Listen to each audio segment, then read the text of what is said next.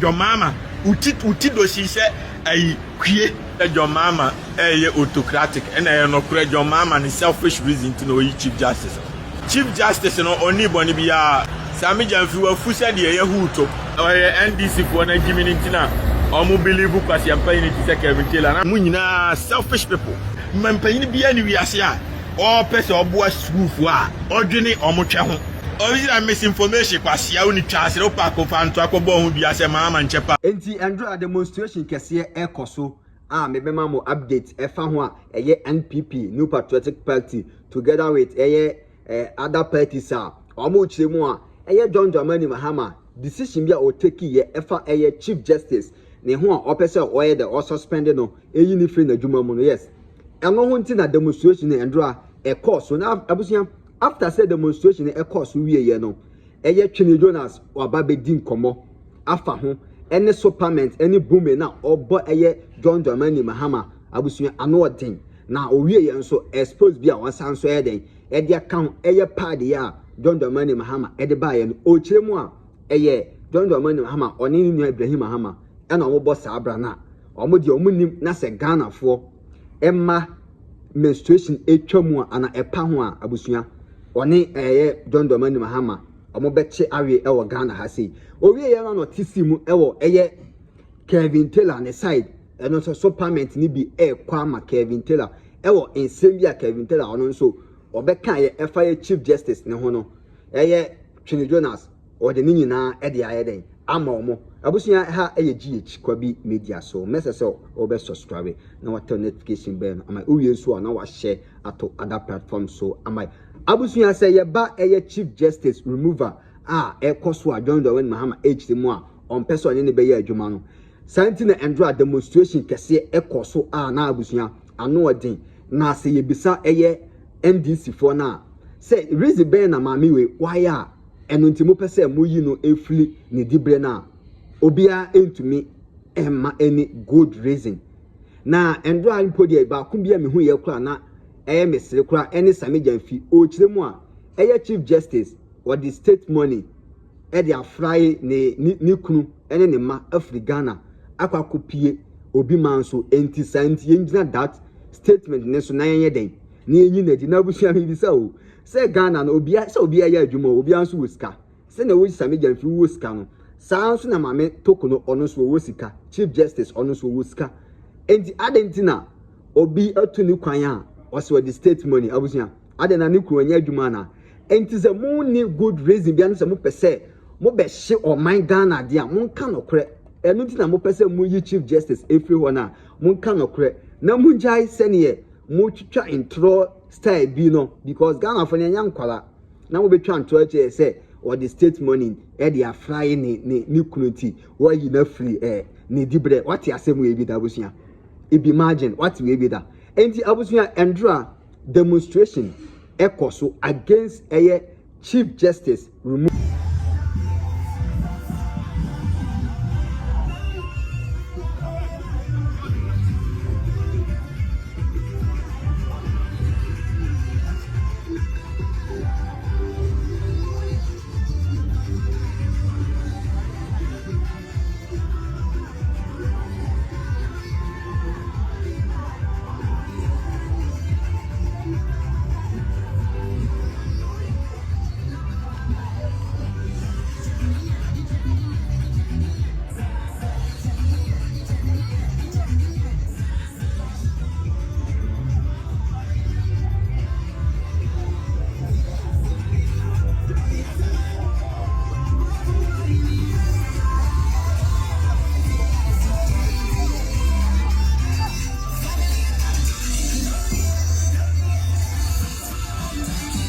Our affirmative bill. Actually, say, your baby me, I am a Berman Subeti.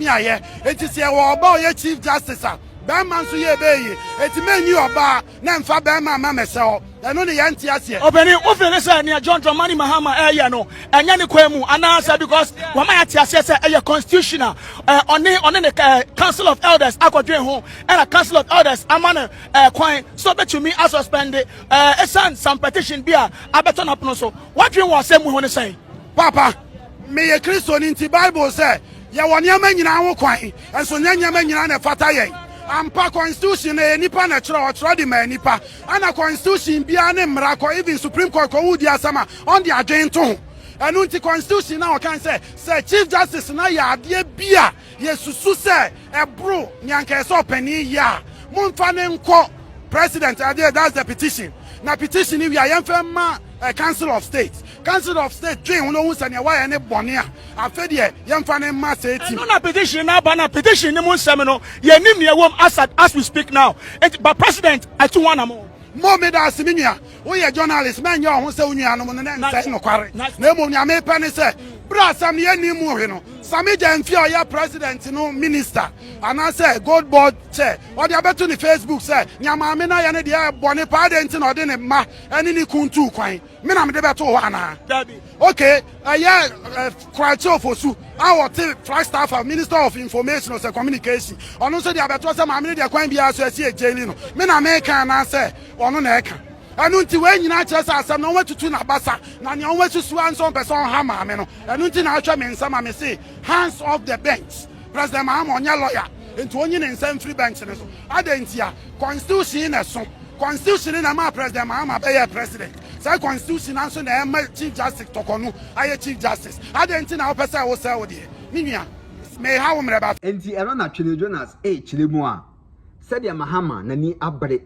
any the party members for money abrese omo beyi eye chief justice afri ho no eye boni bia omo be pesa omo ba be di e wo Ghana ho no enu nti na omo pesa omo yi eye chief justice na enye hwe eye bibi ene ne self interest open nti enu nti na John Dramani Mahama why na adwen say chief justice ne de obey den obeyi na afri ho na abusu Twene Jonas ono so waba be fire e obumbe ne so ene so parliament ne de odi bi ama John Dramani Mahama efa eye chief justice o opese o yi ni fi on na Twene Jonas chire mu a sele na make na eye self interest bi ena eye John Dramani Mahama ope eye autocratic ena eye no kure John Mahama ni selfish reason to know chief justice what you say don't get me wrong warm up yeah judgment fairly judgment because there is no favoritism here changing now John Mahama on chief justice for John Mahama na selfish reason for NDC for selfish reason so I say chief justice na ko di boni bi and ye na that one makes sense and I no kura nya man panyin na de ne power say ma suspend no so the man panyin the power ye ne say nipa kum nipa me power hanti omo down to say the boko for akum police ni up to now man panyin na failing adwuma as the nation protector as the nation defender as the nation who owner of the nation who enforce the law man panyin na failing adwuma eti the om nyina ne say chief justice no oni boni bia boni ai Sammy Gyamfi wa fusha de Sammy Gyamfi wa fusha de ye huto wa fusha de ye huto frema 4 years ago no wa fu ye flat 3 years ago no wa fu ye flat enwa ya maban bai wa fu ayetokwe e ban se wa fu peja na anu ya maban bai e ban se awanya koshoko the same reason oh shit and no I dey mama nyina baby na warm up ne role oh mama nyina baby na me catch you say stop here be a glass in kwa mama nyina baby obviously now you don't get you don't pass 100 views Jimmy the whole Ghana me a popular channel bia what you say anti registration be at me page no so no ma me ba life menya 1 view dia 100 1k no and two say me na 100 say me wo ayi no me wo 2000k and untina me nka say we na do 100,000 200,000 no omo moto views number omo na 1k 10k 20k no omo be kasa 100 years ko omo ntinya 1 million views da ba me kasa wo de warm up we see we are but I never have views egu as ya boa na fa compare bloggers ɛwɔ Ghana nyinaa so obi anya half of their views and cover friend who superstar ko Jimmy the whole Ghana me na me popular. Twene Jonas is popular than anybody. That is hands down. Chief Justice cases somebody aboni nyinaa yɛ Kwasia cases. Oh, maame no ode Nema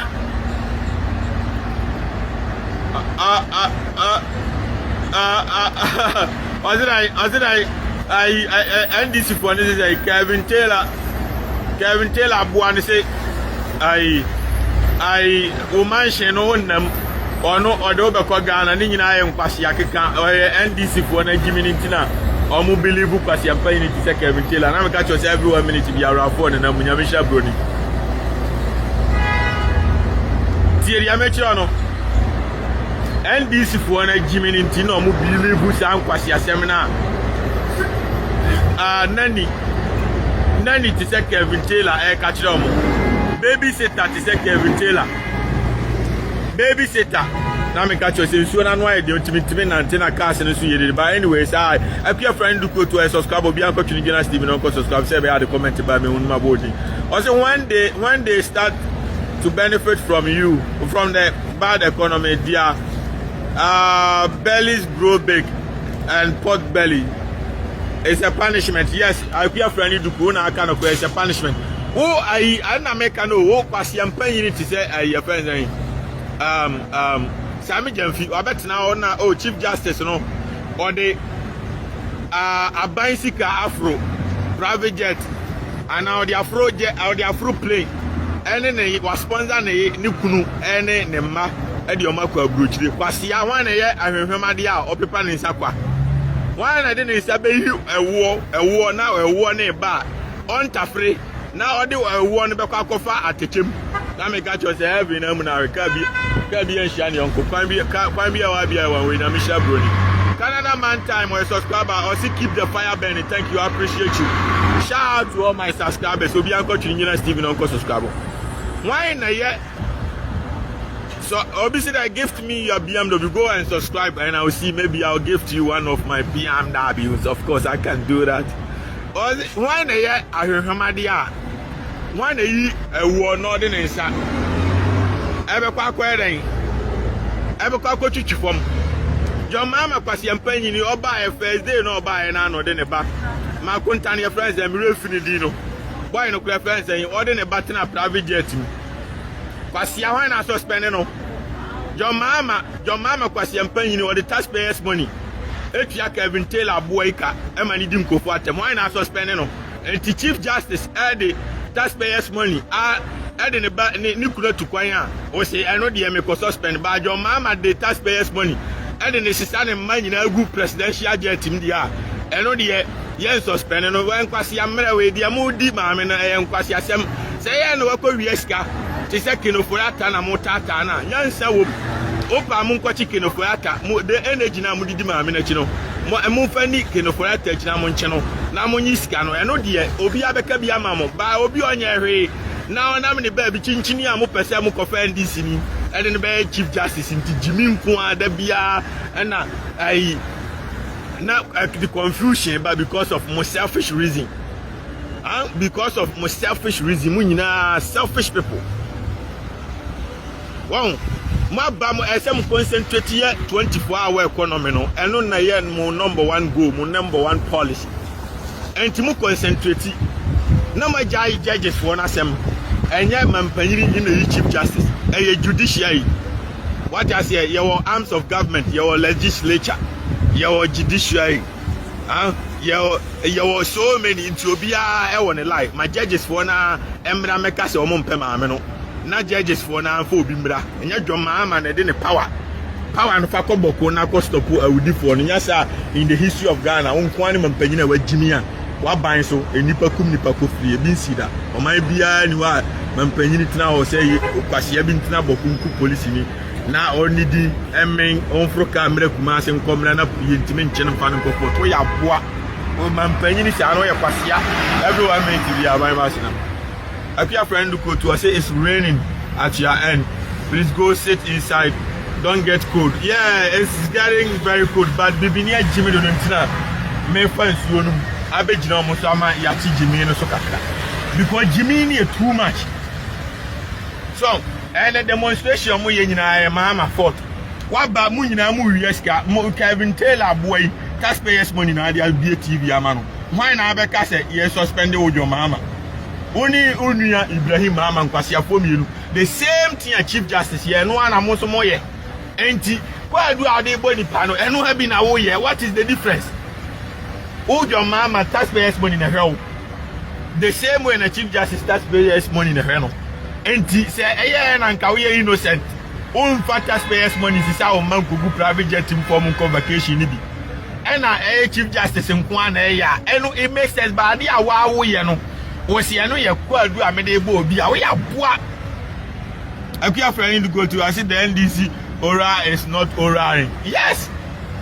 but there says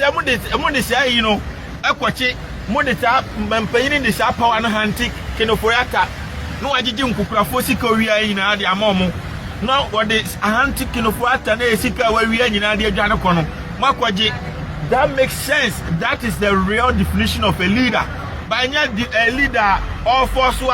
abusive system na hihye mra abra constitution no akofo ado ya ni tipa sekwe wudi ni by one force hihye mra foforo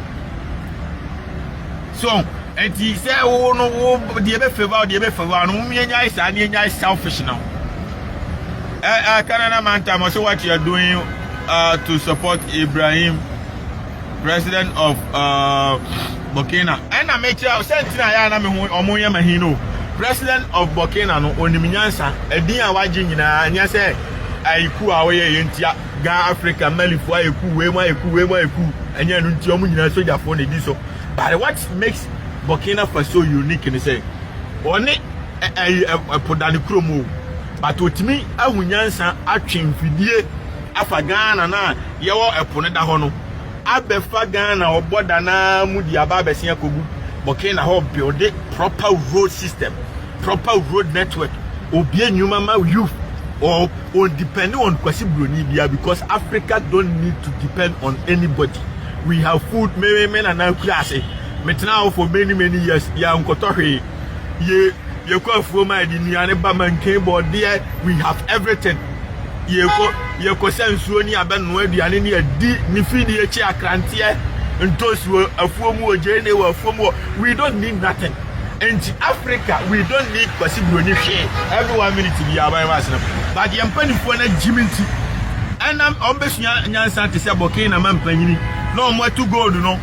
what I say no more cotton and yes, can there be my Jimmy every 1 minute to be a by myself. No more the gold na kwasikam no ma kwajisika popo twabi na China ni na aba no say yensuo no I then China ni na ye okoka no mu dwiri Ghana ko tugu no mu enti ebasa obi amu anu ntina Burkina ni no apam China fo nyina mo ko apam France apam obi a timba na e wo Burkina no an etwa diamond no an air strate and to be an a price in your own time fan home and wow baba betono no atama and he is a man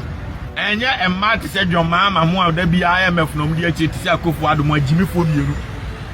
no almost sambroni wa brother the owner of the resources you don't have to beg what I say you are the most powerful person on earth you got any and everything what I say but still Modi Majimi, and to Majimi into Obia Mumuno, and to Anono, the whole world will be respected that mind, Burkina Faso, you say, or no quani African leader, why are they? What decided said he will monetize all the resources the country have. He will make sure all the people in the country will live a better life. That is a real definition of a true leader. Twene Jonas the Ochiremwa. Se Mahama wansesa amfini niema bi mu a oye ne de ono so onjai de wa o sie dem o fire no e wo media ne so no after so okeka ne nsem ya na Twene Jonas etisi eye pad no yes me se pad ba ku ha e ho sem bebre me nti ase pad ba ku no e ho sem bebre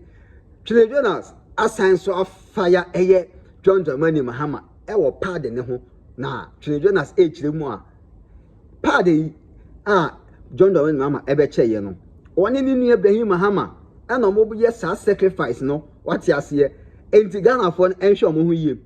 Twene Jonas afaya John Dramani Mahama papa e wo pad ne ho an you afia frani do ko to say you are right. Ibrahim has got sense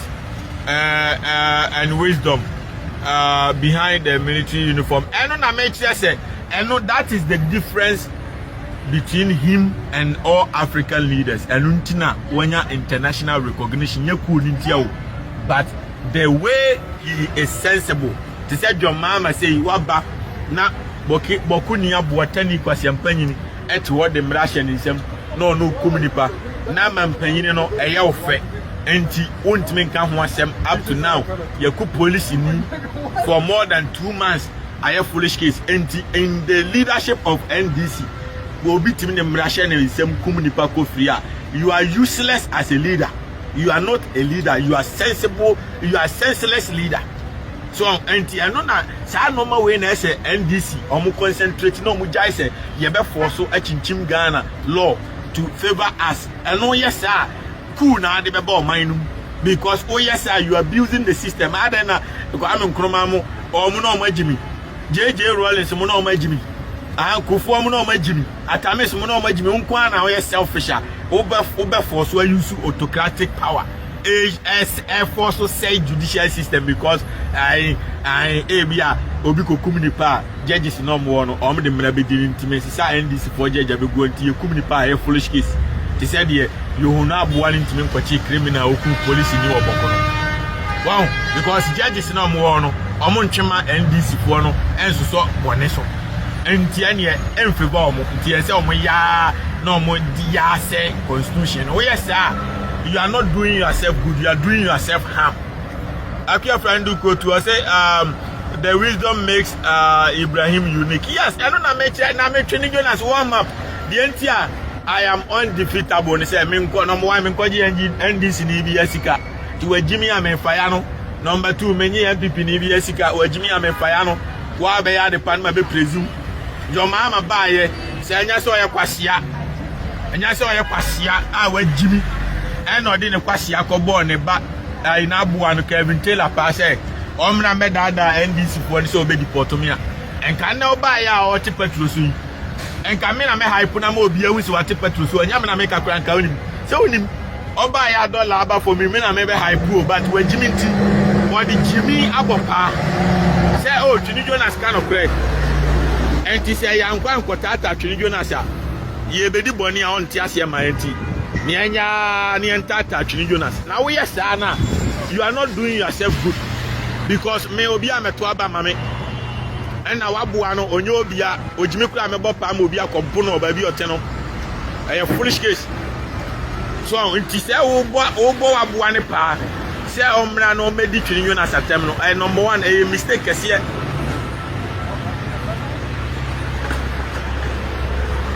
and the funny thing is the almighty Twene Jonas no me huge NDC foguso MPP foguso nyina gu ha mutie no kre na waboa na NDC ponkwan ne tie no na Ghana fo nyina na ekoto aba no enti omo na me na me kura the Ghana population no me wo the wide population no ye ma meden bo attack ma me so because we yes a wonim nyansa ti le me che no because boy no one na mo me di down to say mo am friend so mo me di no one threat me boy no suro me obi a Ghana be suro Twene Jonas obi a himself be come here me defeat you no there is nothing can defeat no kre ade bia ni wiase defeat no kre what you say na me catch yourself every na hwenya me sha broni and to be come here no kre be there di me te America me te the greatest city of all time New York City baby any every na hwenya glass in point so atog from and so me ye dey hu say John Mahama ni Ibrahim Mahama the part akoye sacrifice egusu beku Ghana for ma mo enemies na mo di Jimmy akobo pa no omo na be catch am say mo akoye dem mo de sacrifice mo beku Ghana for ma every 1 minute bia aban wa sinam enti membra na memfa metum because mo ne Ibrahim Mahama sika bebrebe amanya no ensomo chinchini am beku Ghana for ma enti mo de pa de be hye omo twem na mo di iron modi ababa yeska duro sacrifice abeku omo enkameda hu about makobo pan nti that biya mo dem case be me enka me nim se mo che pado don get me wrong me tika na ho mo enemies na frɛ me say mo che pad and ade no so de kwa adwindwini ma it makes sense say man panyini adan na wonkwa school mo onko kan kire o me say oh me be say me boa school for onkura anti me mo core subject and mo elective subject no books na kiwola approaches ne boarding enti man panyini mafa ne kanyina nti obi abeko school na bra on to book that makes sense but say man panyini badwini twa ho to the sense say me kura no nye nkofo na frame ka kire me anka minim say minim pad no minim ade crow omo frame me oh Mr Pad na me say why ni Mr Pad omo say oh John Mahama esi ani divo fro say wo de man no Mr Pad na me say adan omo say oh sesi ade omo akọ abosomfo ho akọje sacrifice am ne ba bere ba be ku Ghana for ma ya omo de yale e be gu omo twem won ena omo be ka kire me se fa betum fast because mo ni mo jimi abo panti mo ko di boni bia ma be ka kire me sa na wo man di Twene Jonas metie ano the all mining nyina look up to me nti boni a wo be di no omo be ba be ka kire me nti na oti wa me nkobo pa ma ha because the American no mining nyina etie tie me kire no enti the first sem mo hunyansa amfa books anko na etwe ho asem na mo dwene no eche se ye no kre mo adwem monitor akire mo ye sacrifice ntia yesan ko obi batwem etumoja ye da fa mampanyini eho obi batwe ebetinsu a eye dan mampanyini adwomama Kwasia mampanyini hwan na abeka akire se ne bat classroom a na twem utunsuo enti papa de bre no da bi obi ankan but obi awofo obi ase mintimi to books o mintimi to pen mintimi to one ya meche no enti you can supply the materials for the students so they can learn. Akia friend do go to say the part wahala is about is all about issuing contract to their party friends. And I make sure aside that you know almost you almost the 2 million bi ashade enum sakawa and Ibrahim Mahama selfish says how na omuko ke na omde besi wo load no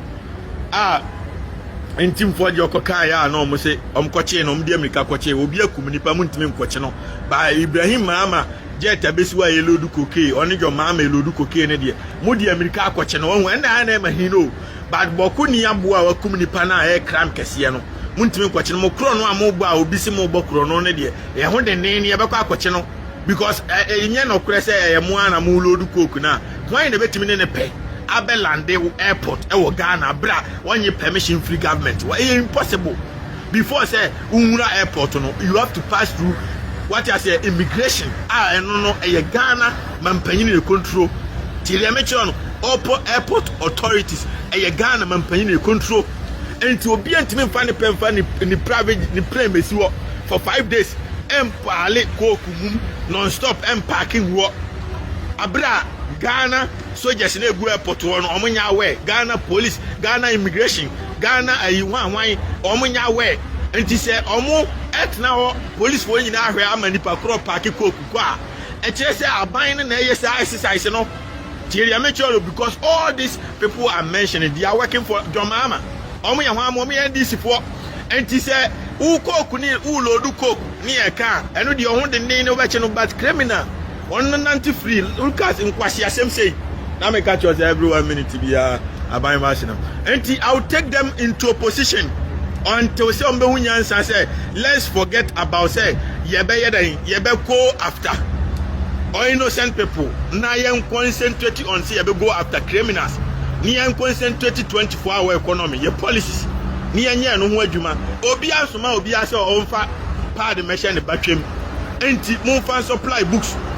books a contractor books no and also a contract if you go and print books for the student it's a huge contract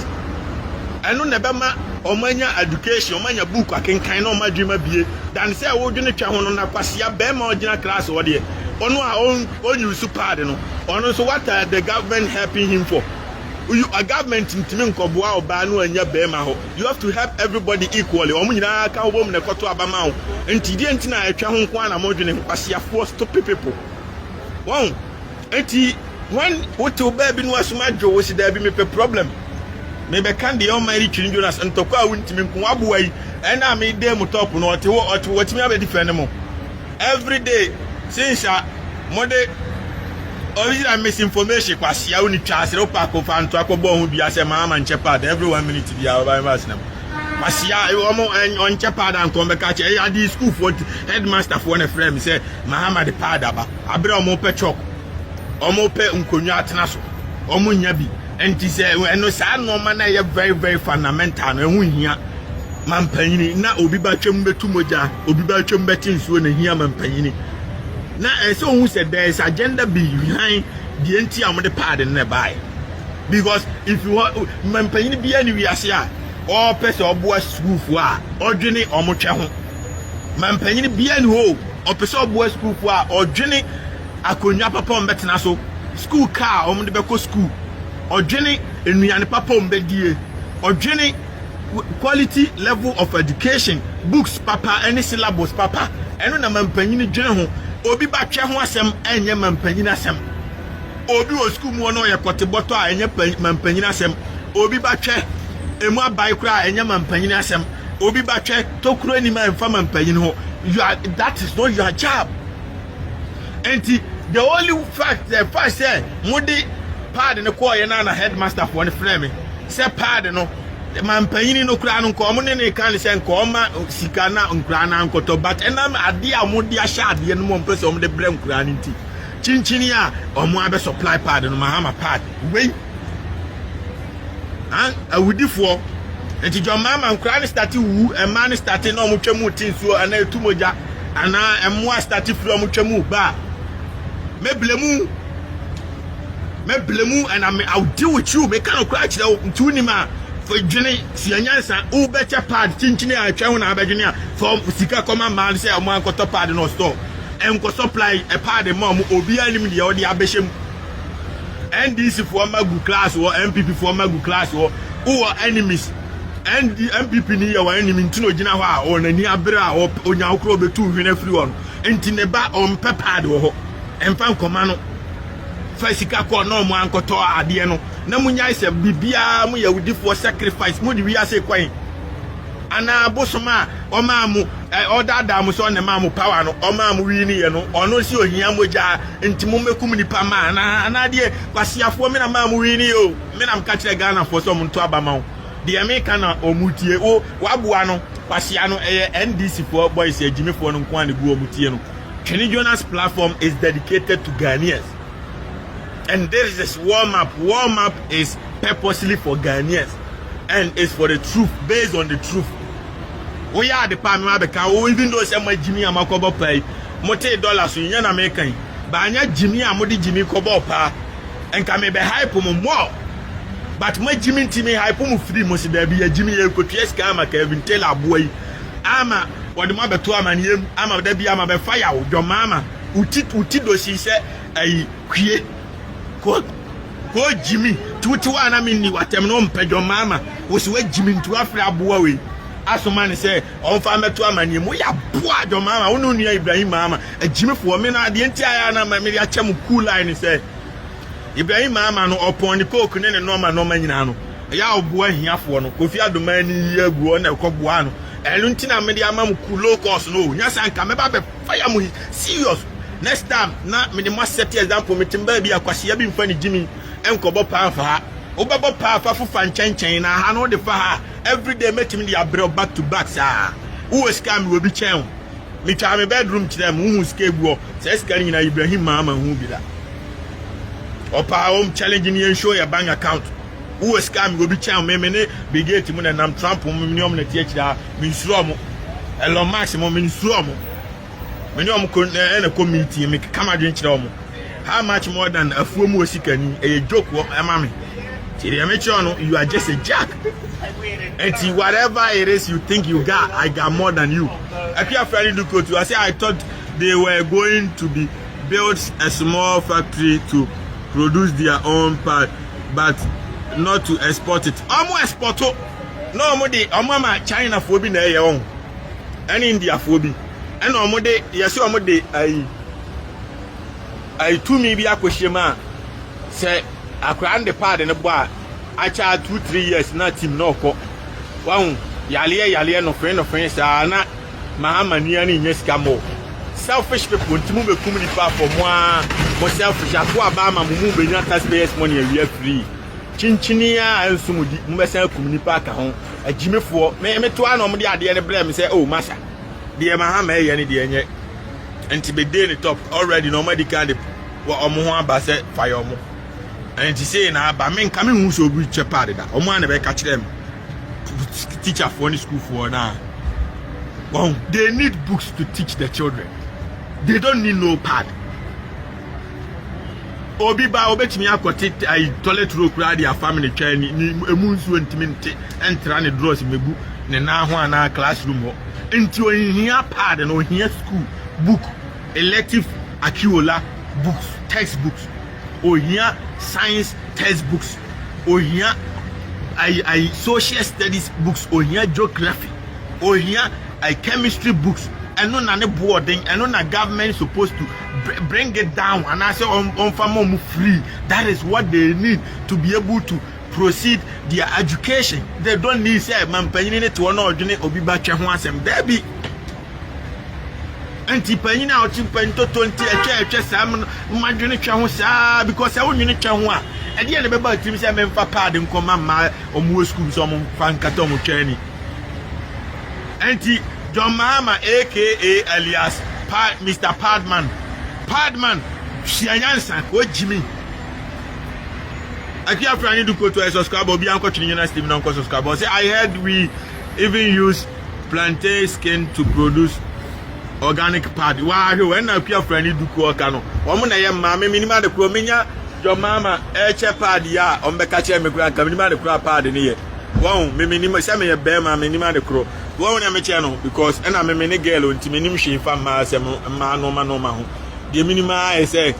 I omo cycle monthly tena baba I don't know say omo the ade bi kata ni friend pad and me enemies na I this for enemies na friend me ka kire me say de uja for de abetum no ntina me nyinni and say omo de ho videos omo video omo chema nkura na school ebre me be ma kura na ma koma ni pad ni bi Kwasia sema akwa so kofi an fan koma ni sister won Jimmy ntimo no e de na mo kire no nti mu ku e ma na school ma san ku me ma ni nua no mo ni omo ofie what kind of useless man panyine is that wow sao mesi koku na na esiwa no mu lodo no eye dwoma ama mo dia obi ani wo betimi ne pe akowura airport e joke enu ntina even wow tu kwan pra ukura luggage mamu nko abrochire da no ukura bag a wo ko abrochire no o bag no ye de udin tag ebo ho enti bag keke no enti se obi di ne plane abesi wo load koku no aye besi na ye nim ni pakura koku ni ane dia plane ni ane dia de odi besi ho no eye mampanyini na na ye size no enu ntia enti police for nim ni pakura koku ni ane dia immigration for nim ni pakura but omunim se John Mahama ni Ibrahim Mahama ntom timi meka what just say enti unto kwan that ye metron obi antimi mura airport abra on process on fa checks say number 1 before so be wura ba bia obehu wani behu plane no kura airport one you have to go through the immigration checkups no almost scan your passport and your visa and make sure say bia correct and sana yama kwan am wura first gate so enti enya de say eti say that store be esiwa supermarket obowura ma anu akowuram na wo ye de opo that be process of security o gate 1 gate 2 gate 3 and sana wawuram and sana even o luggage no kura bag ne man fa nko eno no for different gate one we me channel nti enye airport no nye say obi ton na edwom bia bi o no obi abawura ho ena ono no park ni normal or ne bag mi no obi ani mo hwe that be enti o bag na de ko no e wo say ye di si machine so say nku ana liquid bi kura o ma esi yi wade de ma wo won we me che no nti enye say enye mo amuntu kwan da na ma adwen am say de NDC fo ne kan ye no kura no omo boa omo ya kronfo enti sa Akua friend look to say we subscribe obi anko Twene Jonas TV no subscribe. I say greetings to all the loyal fans of Twene Jonas fan page. First Ghana first, thank you. I appreciate you. I send it 200 stars. Obi an send. Why be send star baby am body. Obi anko Twene Jonas TV no subscribe. Say be the comment by me won can. Yes, Ghana first or mine first. Ghana ye obi an ton. Sa na tie ye nyina Ghana ye ya obi an ton or mine Ghana first.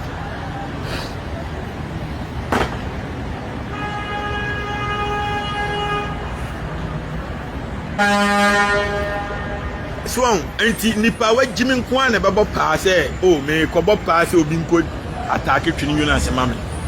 Enti the worst mistake NDC made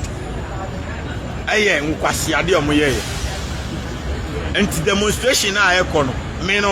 me support to MPP for no demonstration no because the Joma me na Kwasia asem. You can use your autocratic power to suspend Chief Justice. Abra judges for na ankasa emeka so omumpeno NDC ni wabanya ba wo se me de mepe akwa suspend the Chief Justice. We say you are breaking the laws, but obi kum obi oboko no now do pay abawura kumu no akwachi criminal and na akotu eno ne e kire se we mampanyin won eno na your job by judiciary no uja o masemom and finally no judges for national ya mo atusu nipo mo pe no mo di aba o president no anim na why they what be so mo bio o ya sure say we na mo pe no was a pain almost a pain was okay fine and you must campus but say judge no judges no obi on a level of at the time na akofo adote so no ako say oko parliament ako kire di abamba be nye meanwhile parliament no omo so rules one na me channel and to be on a heretical will be on a level of governance and to mampanyin na wo no wo pese untafia judges no e chese wo pese wo mo no wo defia bi show mumu and to obi di bone kra na o NDC ni a je entimi fan court because judge bi asuro say okoka asema mampanyin be yi na di won chimi we say you are not building a nation. Everyone need to be a virus.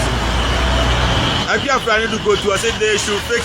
Ghana so we can all enjoy some peace hands. Yes, and I make sure say until we say ebema nipa boni ni bia kodi boni a o kwa chene pe o say o mi NDC ni tiam ko ba bia wow criminal bia di boni a o mi NDC ni am ko ba bia because Jimmy Ajoma ma be yiwadi enti jeri NDC ni a criminal ni na court a o nsuro because o mo kwa judge ni slow because NDC ni na na ba judge ni nim na se wani in favor of NDC ni Ajoma ma be yiwadi yan chichiri krosa say yan MPP for na aba power na omusu Jimmy say kamera beka mo amudi adanse and he said your mama aba power na no so Jimmy ameba beka because charges amude bo ni nyina no abi na mo nyina mo ye oh for the state fund as sponsor ni kunu Kwasia John Mahama anya ni kunu ne Kevin Taylor anya na yere ne Kevin Taylor otua TV station ma no eto aduane ma Kevin Taylor ne yere ne ma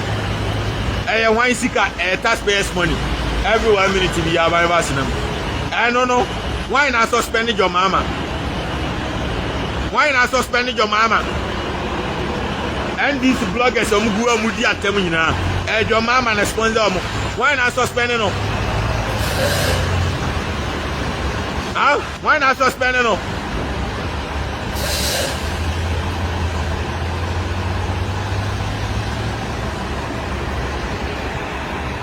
why not suspending your mama enti mampanyin de e wo se wo ye dan wo concentrate on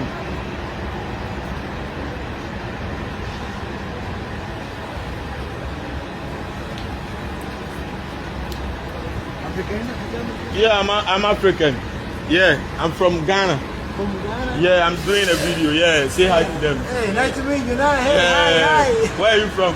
Dominican Republic. Oh, Dominican Republic. Okay, Oh. that's nice, brother. Yeah. I'm from Ghana. I do videos and say hi. Let me. Yeah. What you say? No, I have a friend. He like. You have a friend. He's from where? No, he's from the out too. The out. Oh, okay. Oh, okay. Mi hermano va, mira. Yeah.